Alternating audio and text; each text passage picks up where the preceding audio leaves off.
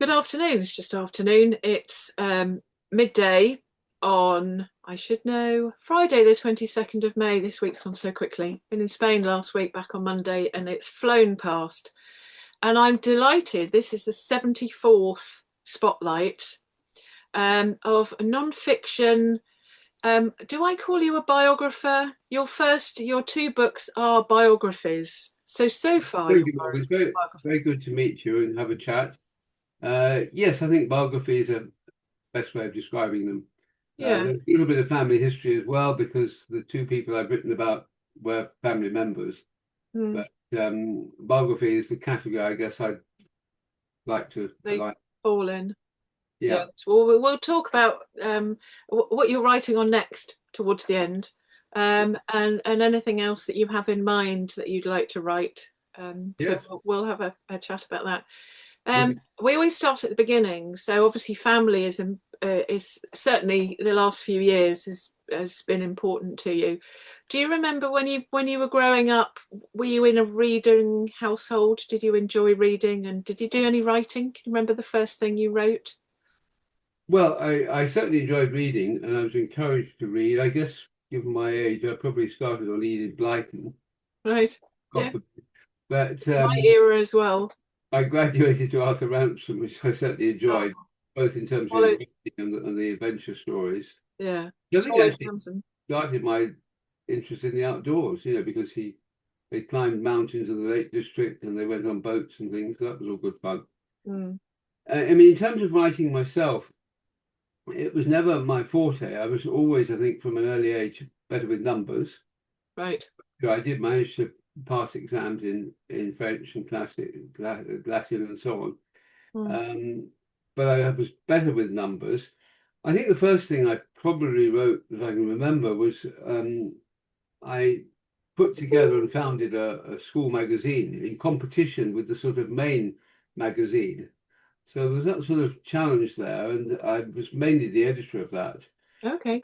But if we were short of material, then I did write one or two pieces, Mm, mainly sort of reportage. I mean, it was, I went to the Smithfield Agricultural Show, which used to be held in London at Earl's Court. mm, We wrote a report about the number of breeds of sheep there were there and the new farm machinery and things like that. mm, Pretty factual stuff, to be honest. But mm, I did get into, and I did begin to appreciate other contributors who could write probably better than me. right. I remember one chap who was a geographer and he wrote some very nice pieces for me, and somebody else wrote a review of some um, Tchaikovsky piece. So other writers actually Yeah. opened my eyes to the world as well. Mm. Because quite a few people that I've interviewed have got a journalistic or certainly non-fiction reportage, as you say, background, which I think is good, especially for a magazine, which is you've got to have fairly short, not concise. That's the word I'm looking for. Succinct um, pieces, which means then editing, deadlines. So it's a good back, albeit years ago. It's Yeah. a good way to start because then you're thinking about word usage and as the editor, what's important and what grabs the reader and so on, which you still have to do, whether it's fiction or non-fiction. You still have to make it interesting and open with a hook and so on. Right. And also, if you just take exam writing, I mean, you've got 20 minutes maybe or half an hour at the most to write an essay, and you want to get the facts in as best you can because that's probably what the examiners are looking for, as well as your argument. But you've got to try and include both. So again, I think the way one was probably taught for A level or even university exams was to make sure you cover the facts and don't over embellish it probably because there might not be time.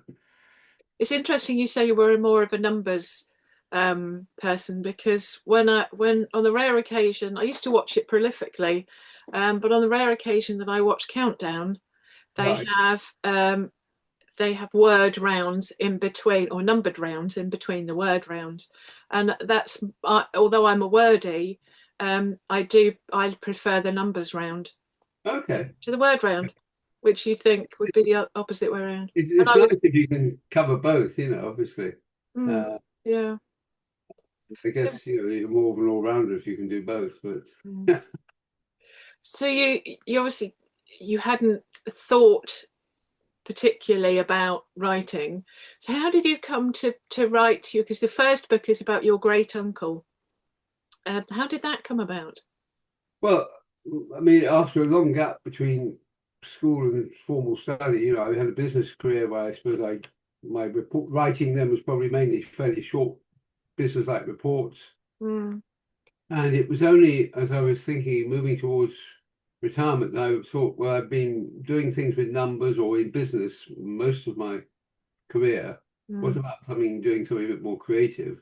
mm, And I wasn't quite sure what that would be. I had in my last role done quite a lot of interviewing, and I did find interviewing people, working out what made them tick, what their strengths and weaknesses were, mm, really finding out where they got to in life and why and what motivated them, mm, because I had to find roles for them, hopefully, in another company. mm, And I wanted to sort of explore what the fit would be and their enthusiasm too, which is mm, another key factor. So that was all good fun. So I wanted to build on that if I could. Um, Along the way, and I don't think I mentioned this when we chatted the other day, I had met somebody who had a big influence on my life, and I thought I could possibly write his biography. mm, Uh, when I approached him about it, he said, "Well, actually, Malcolm, a lot of other people are writing about me at the moment." right, And he said, to be honest, he said, "It's a free world. If you want to write about me, you're free to do so." But he said, yeah. "I can't really give you all the encouragement that you might hope that I would." No. So I backed off from that because the man I'm talking about was actually Desmond Tutu, who Wow. I'd been lucky enough to meet in North London in Golders Green Mm, places when I was a student. And he had come over from South Africa to study at King's College. In the week, he was studying for a Bachelor of Divinity, and at the weekends was helped out at our local church because they had given him some accommodation.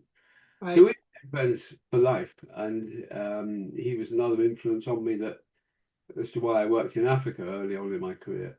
Right. So he was an ideal candidate to write about, Mm, but without his encouragement, I didn't do it.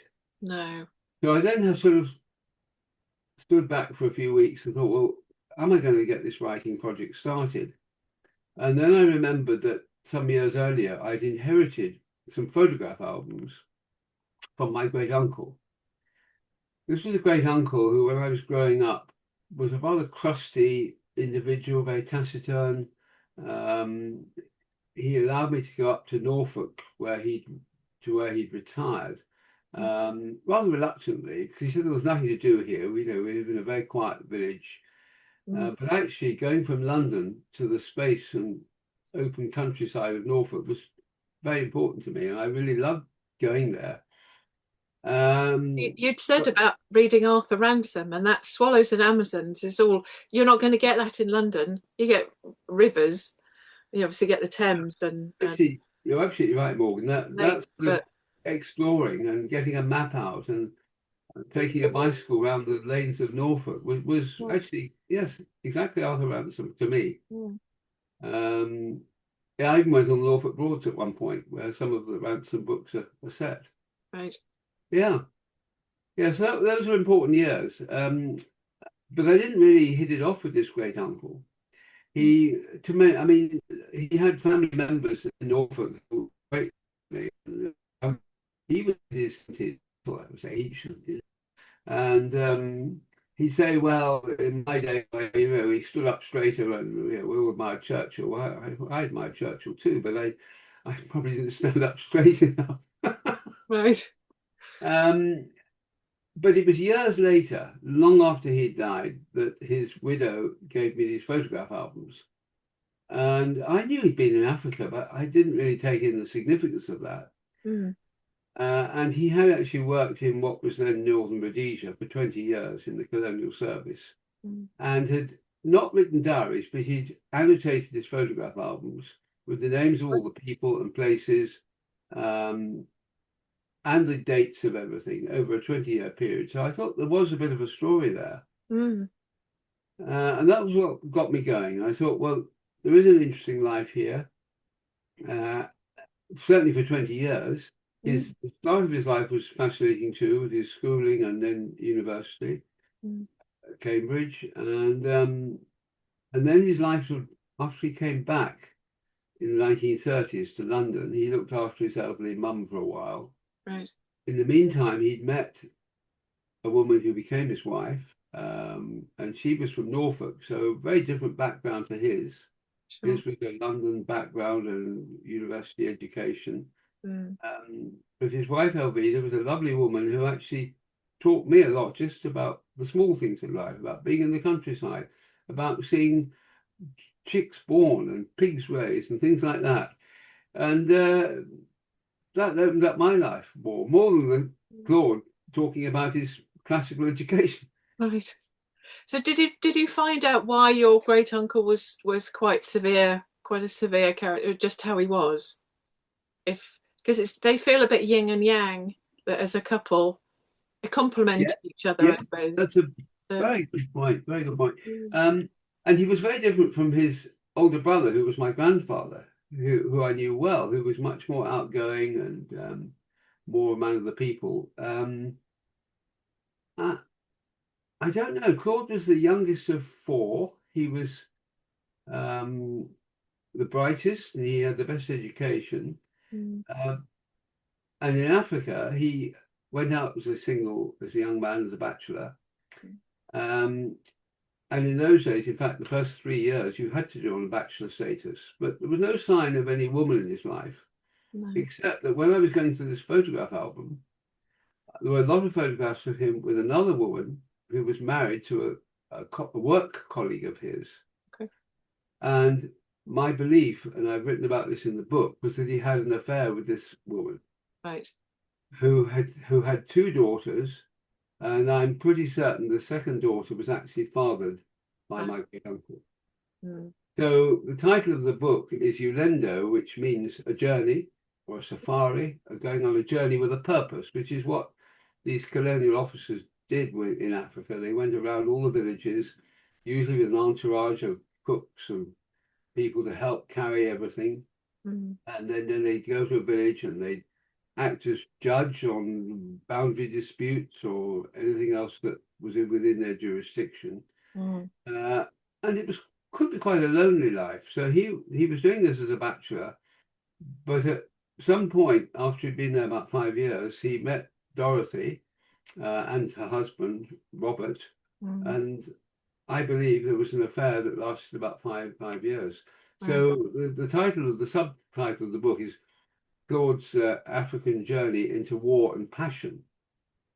The war was World War One, which was taking place on the borders between what was then Northern Rhodesia and German East Africa to the north, which is now Zambia, which is now on the border with Tanzania. But we're going back to 1914, and this was Germany against England within their colonies. So that was the war part, and I wrote a lot about that. But then the passion was this affair. Right. But it all appeared the affair drifted to a close. Claude came back to England on early retirement in the 1930s. And then he met Elvira, who became his wife. So. And does Robert's family know you've written the book? And have you been in contact yes, with them? They do. Robert and Dorothy, of course, had died by the time I got to writing the book. But I have talked to and met with cousins of them both. And they have confirmed my belief that the two girls were not full sisters, that one was fathered by Robert and the other by my grandfather. And again, I can't get the DNA evidence because sadly, the daughter who I believe was fathered by Claude didn't have any children, and she died quite young. Right. And the other daughter did have a daughter, which she again died quite young. So quite a tragic family in that sense. But I have met subsequently relations, cousins, who are living both in South Africa and in England, and collected old photographs. And there's another sort of story to be written about Robert, who was married to Dorothy, because one of these cousins has all his diaries. So Oh, wow. there's another book out there if somebody wanted to do it. Yes. So is this then connected to, because your second book is about your father? Is it just the fact that you really enjoyed writing about your great uncle and thought, oh, let's investigate my family further? Or did you always know there was something actually about your father that you thought that would make a good book, and it just happened to be second? Well, in a way, more than both, because yes, I had uncovered things about my father, which I'll explain briefly,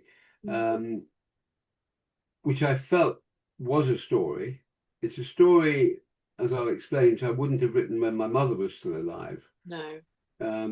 Because she was all very much part of that story. But she died some years ago, so I sort of felt I could now write it. And also I thought it was a much more personal story. Claude, I did remember him, obviously, in my teenage years, as I've mentioned, but there wasn't so much, I didn't try, and I don't think there was so much emotion in the story. Obviously, there was the emotion of his relationship in Northern Rhodesia, but that petered out when he came back to England, and as far as, she resumed her marriage with Robert, and he may never have even known about the affair. No. We don't know. We'll never know. No. Yes, I got to the end of, and Ulendo was published, and I sort of took a few months off and relaxed, as perhaps some authors do. I certainly did. And then thought this would be a subject I would like to go into some depth on. The story started with my father died when I was 8, and that was terrible, unbelievable, a terrible shock at the time. I had no idea really that he was actually not very healthy. No. But I didn't really appreciate. I knew he was older than my mother, but he was actually 30 years older. Wow. So he died in his 60s when my mother was just not much over 30. He died of a heart attack. And back in those days, I don't think there was the attention to health that hopefully we'd get today. You'd have annual checkups. If you're overweight, your doctor would be telling you so, and so on. And he was a smoker for quite a lot of his life, as again, people of that generation, many of them were. Absolutely. My dad was born in 1929. My mum was 1931. It was 19, and he smoked 2 packs of cigarettes a day, so that's 40 a day, and had been doing so since he was 13. I mean, how he could afford cigarettes when he was 13, I think he just blagged some. And it was fairly the norm. And it nearly killed him when he was 55, and he stopped. Literally went from 2 packets one day to stopped because it nearly killed him. But I admire his It word. just was something he'd been used to. No, you're right. You're right, and plenty of that generation did. And I think perhaps of my generation, of yours, I don't have any friends now who smoke. I know a couple of people not well who smoke occasionally, but I don't. I mean, yet sadly, you see younger people either smoking or hopefully, well, both vaping is better than smoking, but they are hooked again. I hope they're not permanently, because it is terrible for the effects it has, not only from cancer, but I mean, in my father's case, I think his lungs and his heart were affected, But anyway, he died when I was 8, and I was then brought up by my mother and my grandfather. We moved in with my grandparents, only a few miles away in Golders Green. And I had as normal as possible upbringing then. Probably not brilliant in terms of role models, because my male role model was a grandfather who was in his 70s. So didn't sort of play with me as much, but we had good conversations. And as I've got older, I've appreciated how much he did his best for me at that time, as did my mother, who was. Somebody said to me the other day, "Well, hang on, your mother was actually going through her own grief through being widowed, Yeah. uh, but she didn't show it because she put her energy into making sure I was okay." Sure. So people can be very loving as parents and grandparents. Mm. And I don't think as children, or even maybe as adults, we fully appreciate that sometimes. Mm. I know there are unhappy families as well, but I didn't have an unhappy family. No. So when you finished both books, who sees the book first? Who do you have other family members who, once you finished it and you're happy with it, then they read it, or somebody independent? Yes, I've been quite lucky. I started family history as a hobby with my first wife, Mm. who I was married to for nearly 30 years. And she, although we got divorced some many years ago, we still do family history together. And she still has an interest in my family because, a lot of my family are actually, our children are descended from both families. So we've got that in common. So she read, certainly with the second book, because it was more personal, she read quite a lot of in draft, as did my wife I'm now married to, Deirdre. Mm. So, and she is a good, keen reader and editor. And in fact, I think for my next book, I will actually ask her to do more editing at an early stage. Mm. With Alec, I tended to write most of it until I got something I was nearly towards a finished draft before I started showing it to her. Mm. And she has actually some very creative comments about, well, what does that mean? I don't understand the connection there. Or, Yes. Oh, it's always handy to have somebody who's handy yes, who can do that for you, yes, and is at least is an avid reader, if not more a technical brain yes, than that. So you're retired, presumably. yeah. Do you write? Do you kind of write when inspiration takes you? I mean, I guess it's easier with non-fiction. Or do you think, right, I'm going to spend an hour or two a day?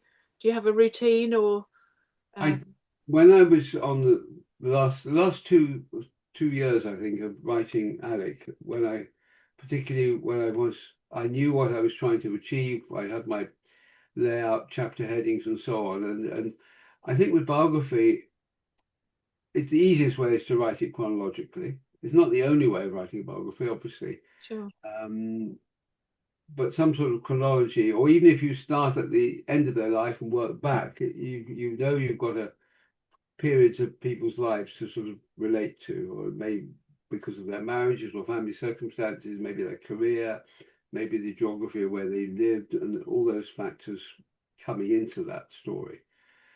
But in terms of writing, I have found it's easier in the winter. I do like being outdoors more in the summer. I do want enough time for sport and family and one or two holidays. That's all part of the mix one would like to enjoy if possible. Absolutely. You have to have Um, advantages to not working, because I think you had your own business, I and did, I know my dad had a photographic business, and it was 24/7. He'd have a shop, right, and a photographic studio. He'd do weddings on a yeah, Saturday, sometimes on a Sunday, but usually on a yeah, Saturday. And then he'd come home and we'd have supper together, and he'd go off and do his accounts or do that on a Sunday. And it is a relentless. He loved it. It was a bit of a relentless job when it's all his responsibility. Obviously, he had Well, staff I can understand that all because the if you do have your own business, time. you've got to be quite careful for it not to take over your life. Because Mm, I don't know if your father ran his business from home, but if you're running a business from home, you've got the office upstairs or wherever, mm. and it's very tempting just to hive off up there, and even if it's admin or accounts or something like that, it's all going to be done sometime. Yeah, that's my life. This is my office upstairs, um, Yes, and Tim and I will eat together. He cooks. He loves cooking, and so he'll cook, and then we'll eat together, and we'll watch TV, and then out will come my laptop, and I'm sorting emails or doing admin or something.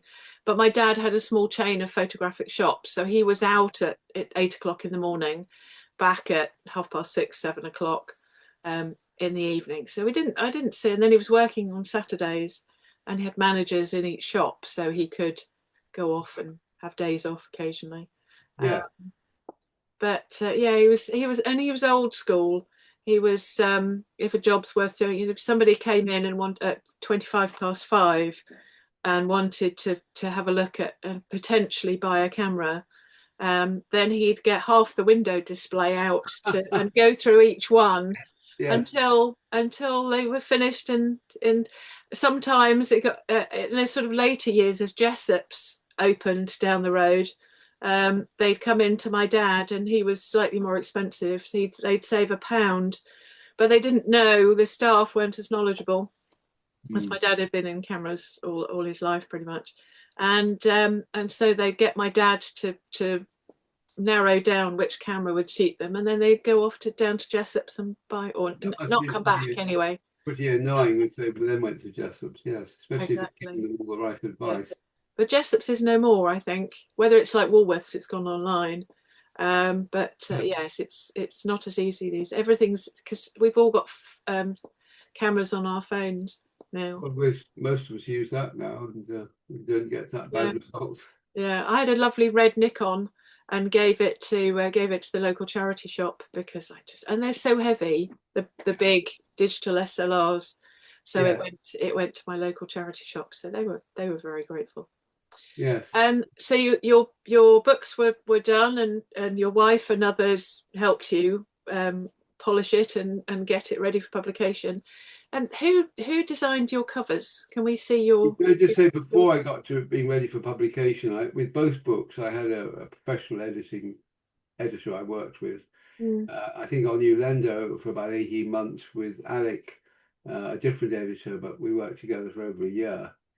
And both of them, particularly the second one, they're both critical in the right way, critical but encouraging.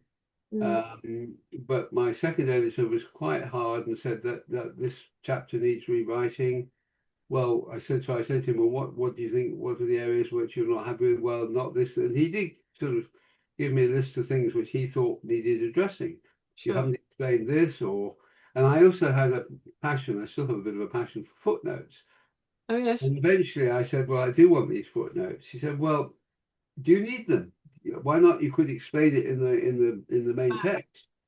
Right. If it's important. If it's not important, why worry about it? Anyway, we had a bit of debate about that, and I did manage to convince him that some of them were necessary. So we did keep some footnotes. But professional editing was something I realized I needed, and I think, and again, probably not a family member at some point, because you want somebody who can be quite tough on you. Yes. And if your wife or a family member is tough on you, you might not do the relationship too much good. No. So, but I did get to the point. It's somebody's job. Because as an editor myself, I know that I don't do biographies. Non-fiction is just about writing, so I only do writing guides and so on. But they know, especially if that's their field, that they work on biographies, they know what works and doesn't work in that field. So yes, you're more likely to take their advice, but it's still your book. When I'm giving feedback, I always say we and our, because it is a collaboration, and ultimately it's the author's story.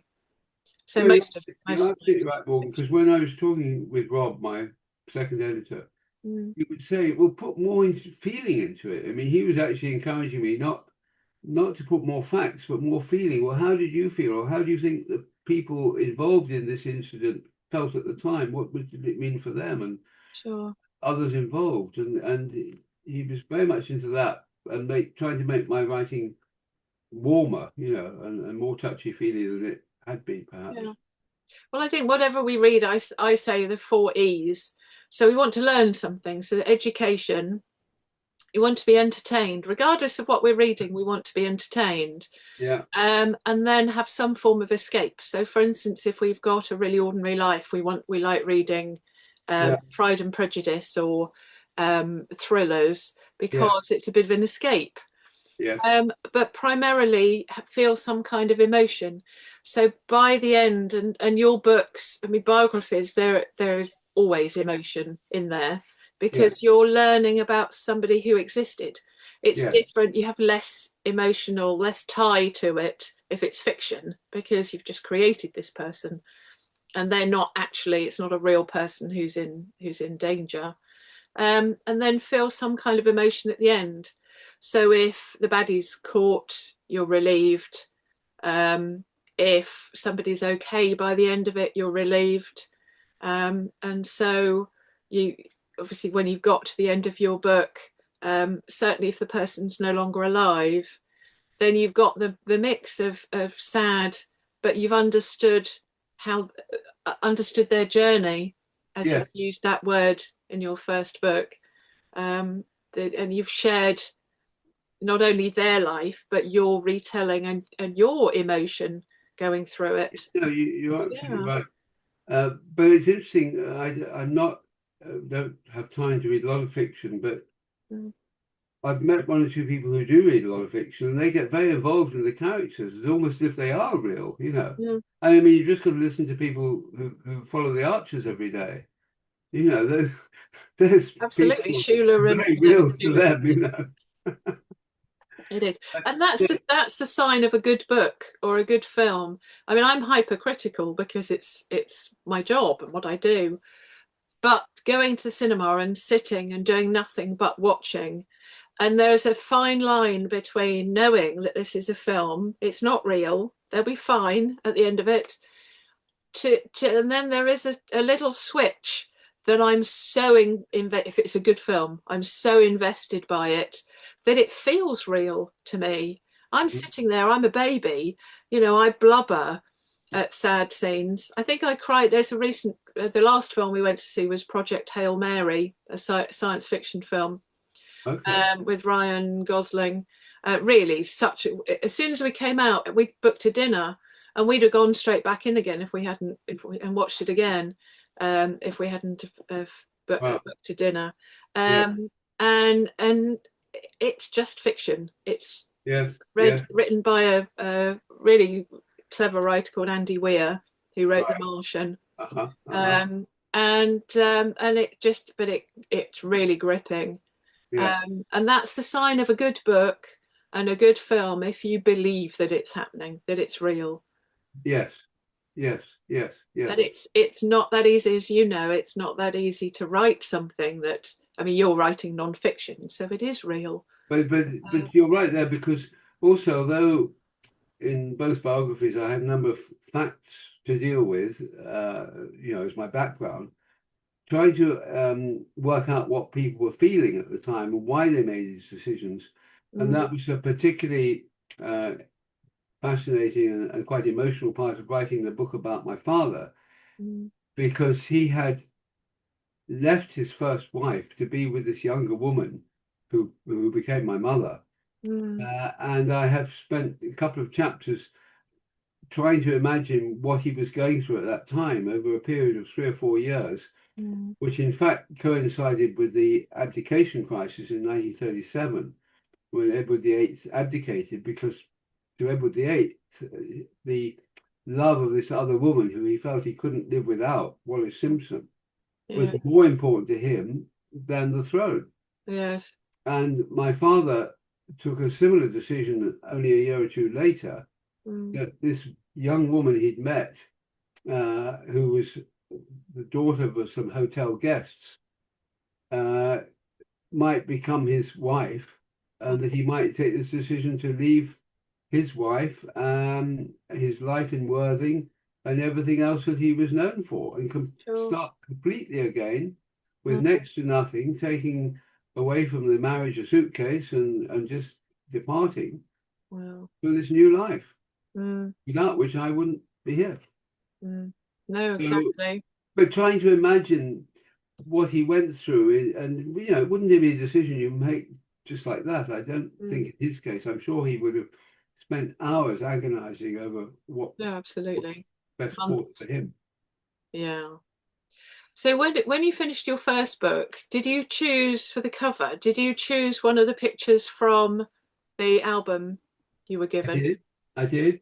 Um, How yes, I did how chose. did you decide? Was there a sort of an obvious choice, or how did you decide which one to go for? Well, I went for the picture of Claude in his young day in Northern Rhodesia, Mm. uh, with a leopard, a Oh, dead leopard. yes. Um, I don't think actually he shot it. I think it possibly had been trapped. Right. I went for that picture because when I went to Norfolk as a teenager, although they lived quite a parsimonious life, renting an old house, on the kitchen floor, not the sitting room floor, on the kitchen floor was a leopard skin. Wow. That particular leopard, This or must be, this was the particular leopard. wow. Now, I can't say I'm proud of my great uncle having trapped or shot leopards. No. I certainly wouldn't, even when I was growing up, that was not what you did. You photographed them. You certainly didn't shoot them. They by now they're very rare and beautiful animals Sure. to see in the wild. Yeah. But you've got to remember, back in the early years of the 20th century, there was a lot of game about, and people were pretty ignorant that it might one day become scarce. Yes. So that was the photograph I used for that reason. It seemed to me to capture part of his lifestyle there, but Mm. not the whole of it. And there were other options. I was very lucky, though, coming back to your question. I had the photograph and I did look at some others. And then through a contact in the publishing world, was put in touch with a cover designer who was at the time working for one of the big publishers, but Mm. did a little bit of freelance work at the weekends, and Right. he took on the project. And I was It's very great. pleased with the result. Mm. And in fact, he did the cover for Alec, the second book, Okay. as well. Can you show? Can you got Yeah, that? the second one. Yeah, we used a similar sort of style for the two books. Mm. Um, Oh yes. so Yes, the font's the same. I notice it's interesting because your name is at the top of the yes, first one, but yes, at the bottom of the second one. I guess yes, because Alec is a shorter word, so it then fills the top. yes.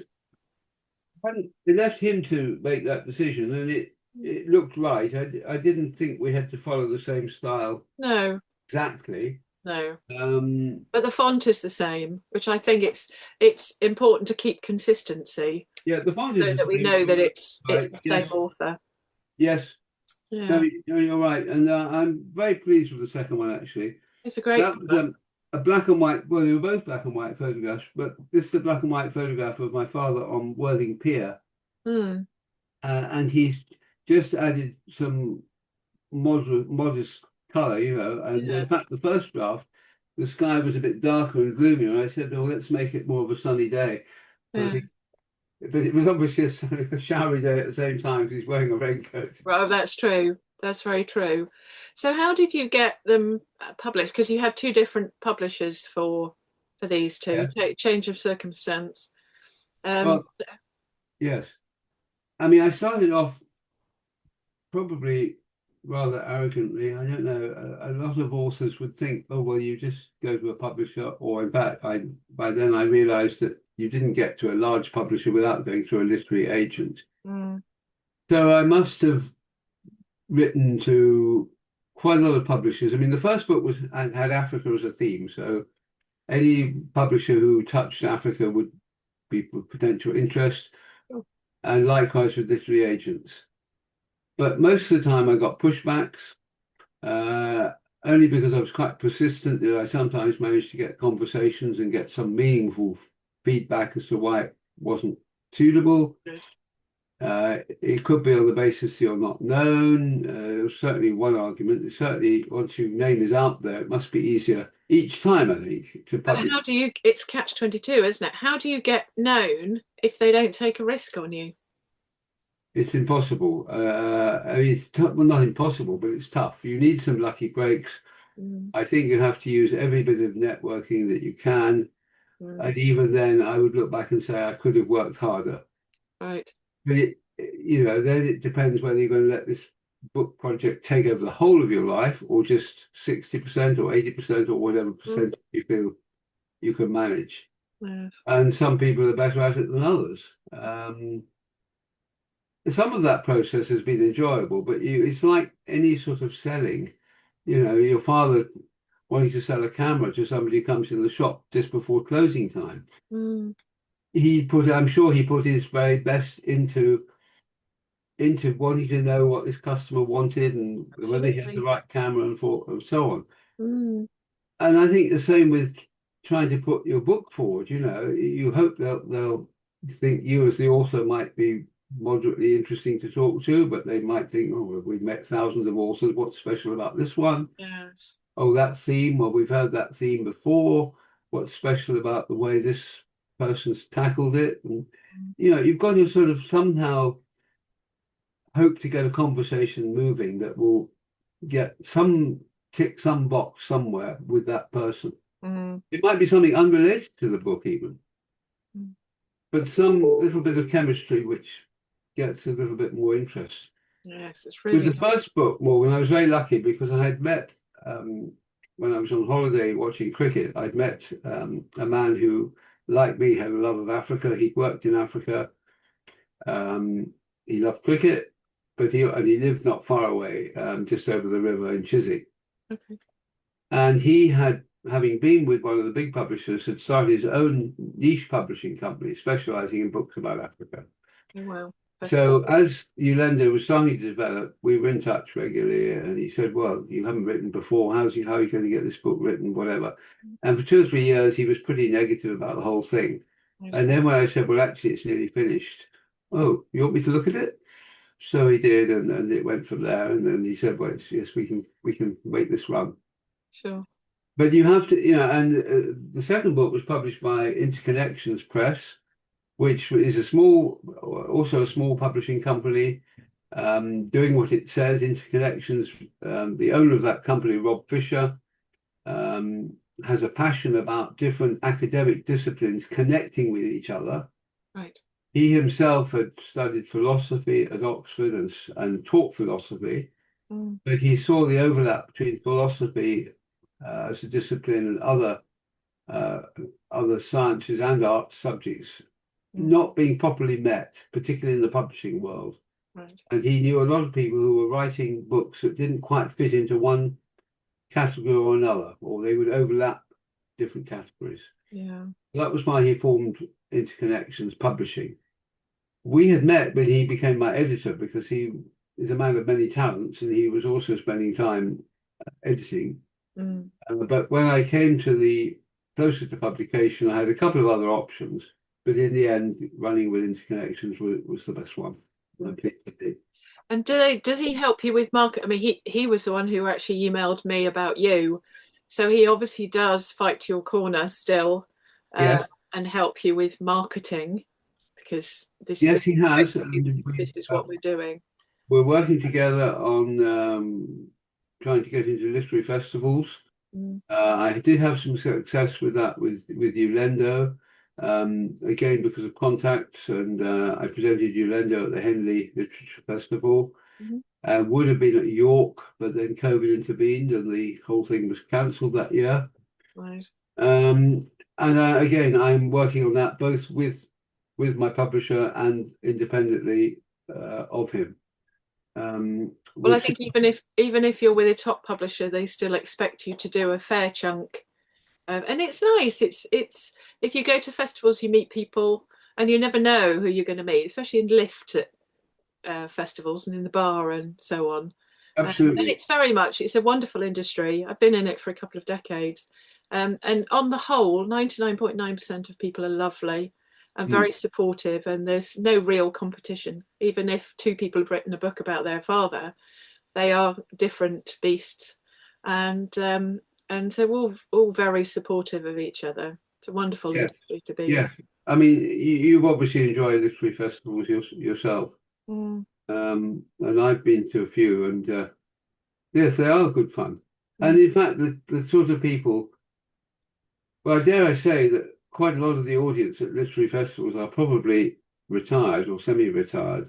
mm. Um, but there's a good, you know, most of them, for any decent author, they're often sold out. Yes. that session, Yes, completely. absolutely.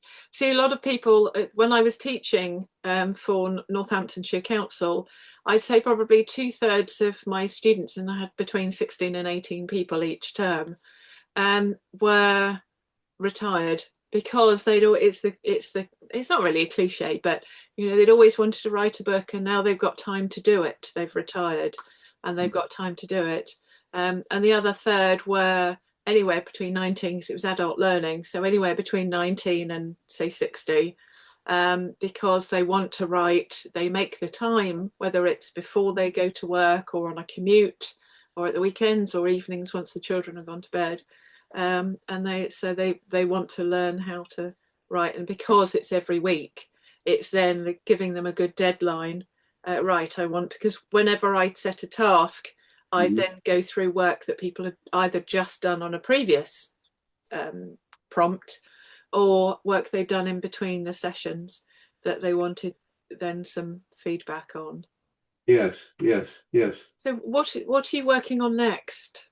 Do you have another? Well, I've taken a little bit of a break, although actually, as you've implied, I mean, if you've written a book, you've got to get it out there. So Mm, I just spend a certain amount of time promoting Alec and talking about it to wherever I can.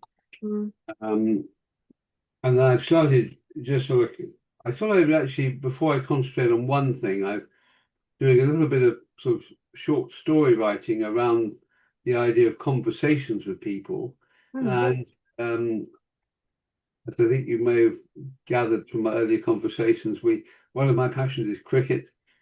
And I found talking to anybody else who likes cricket can sometimes lead to conversations, sometimes a bit sort of, oh, do you remember when? And were you there then when this happened? I I mean, am have you... I'm a cricket widow, Oh, and okay. because Tim loves cricket, he supports what was the Oval Invincibles, which I think are now at MI Mumbai something or other. He's not Yes. terribly impressed, because he said, well, they could still have the I as Mumbai Invincibles, call it MI instead of Oval Invincibles. And there is a particularly important match. Is it a match or a game? Match, yeah. That clashes with my birthday. So one year he was working, a couple of years ago, he was working nights, and it doesn't work shifts anymore. And he'd taken the Friday and Saturday off to go to the cricket. And my birthday was on the Monday. And I woke him up at 7 o'clock on the Monday evening saying, can we please go out for dinner? So I spent the whole of my birthday in my office. But there we Oh go. dear. So But at least yes, he loves. I trust he woke up in the evening, okay. Oh And yes, he did. Yes, we went out picked for dinner. up. So he had steak, I think, steak and chips for breakfast at 7 o'clock at night. But there we go. So But he then he does he went to take work at 11, so that was his breakfast, and then he had worked throughout the night. have you been willingly to the Oval to watch the Oval No, event? I'd like to go actually. We went for his birthday last year. I can't remember what it's called. It may come back to me. But there's a wonderful thing that's built in one of the arches in London. It's right round the corner from the Oval, which I didn't know, in Vauxhall, Right. and it's something the bridge. And he gets to be effectively Captain Kirk for a couple of hours. So they have a scenario where everybody's dressed up in the uniform with the badges, and they sit at a concert. They have different jobs, and he'd hurt his back, so he had a sit at a desk job. Right. And they have different scenarios, so you can book different ones. I just booked a random date, and you go, and everybody is a different team member, and somebody's a captain and somebody's a first lieutenant or whatever they are. And he got to be one of the control desk. And as I went off and went to the library and went to food hall and enjoyed myself for a couple of hours in Vauxhall. And then I got back about 10 minutes before he was due to finish. Sat in reception, and the doors swished open as they do in these Star Trek things, and out came a wheelchair, and I thought, oh, what's he done? But it was a lady in there in a wheelchair, so I saw the wheelchair first before I saw her. Imagine that he'd really done his back in, but he was big smile. But he thought when we arrived at Vauxhall that we were going to for maybe a tour at the Oval, which he'd have been equally happy with. I'm But he did sure. love, he did love. So I Yeah, haven't been. I'd like to go. I've been to the you must. rugby. It's not I went to the British Lions last year in Brisbane, okay. and that was great. So I do love rugby. Not such a fan of football, but he's not such a fan of football. Right. But he supports Arsenal, so they've just Okay. won. Very happy then. Very happy. Yes, Happy it's man. just yes. So he's yes, but he doesn't watch them avidly. He's quite happy to just hear what the result is, and Right. but yes, we came back from Spain on Monday evening, and I think Manchester City was playing somebody Yeah. Playing fairly ours. obscure like Bournemouth or Oh, that's right, mate. That's right. That's right. yeah. So it's the deciding match. Result of that game, Whether, yes. Okay. yes, as to whether Arsenal would win the cup or not. And Yeah. there was I was in between two friends of each other, not of me. And one was playing the match on his phone, and the other Right. one was going, "I don't want to listen. I don't want to listen," because he was just so nervous and he supported Arsenal. So that kicked off him and Tim chatting about. Okay. There we go. So yes, cricket, Formula One. Well, do go to the Oval sometime because I've been last couple of years with my granddaughter who loves women's cricket. Oh yes. Instead, they support Surrey because they live in Surrey, and I've been a couple of times for the women's cricket and enjoyed that. It's wonderful that I remember being in Western-super-Mare a year or two ago when the women they Yeah. didn't win, they came second, but it was the World They Cup played at final. Taunton. Was that at Taunton? We were in Western-super-Mare is Avon. Right. Right. Yeah. I think Taunton, Somerset. Oh, So it's a sorry. bit further up the coast. It's sort of north of Bristol Yeah. Yeah. that Yeah. way. Or maybe it was Yeah, Gloucestershire. Yeah. Okay. yeah. Yes. There we Yeah, go. sport's great. So So cricket might be part of the next book, but we'll yes, see. I'm just biding my time a little bit at the moment. right. There's Enjoying something yes, happening. because the thing is, marketing is a can be a full-time job. Yes, it can be. And I don't think, even though I subscribe to newsletters for marketing experts, and I put them all in a file that I'm going to read at some point, it's really difficult to know because of self-publishing and because of, especially with COVID, people had months off. They'd always wanted to write a book, and then they wrote a book, and so there's a glut of people who've written books and sending to agents and so on and so forth. So it's a more fish in a same sized pond, Yes, effectively all trying to do the same thing. yes. But it's obvious that you enjoy what you're doing. I love what I'm doing. I do. No, I Uh, do enjoy it. so And that's lovely. when other things get in the way, it's a bit of a frustration. Mm, And then, well, if it's family things, you think, well, actually, family is very important. So yes, something's got absolutely. to give. Well, family has created you two books. Yes, yes, indeed. Yes, absolutely that. Wonderful. Yes. So an absolute pleasure chatting with you. I know we could carry on longer because It's good our because quick there's lots chat to a talk couple of about, but days ago. I've really enjoyed chatting with you. You're very welcome. Well, yeah, hopefully you'll take part in Yes, online yes, we've events. given 1 or 2 dates, so I hope I So can make those, excellent. and we'll Good. look forward to taking things forward together. Thank you. Absolutely. No problem. And thank you to Rob for getting us Yes, I connected. will talk to Rob as soon as I can and keep him in the loop. Yeah, lovely. Well, this will go up on YouTube this afternoon. So I'll email you both with the link, All right. and Thank you very much. you can watch at his leisure. Thank Thank you. you. Thanks, Malcolm. Thanks. Bye-bye. Bye bye. Bye.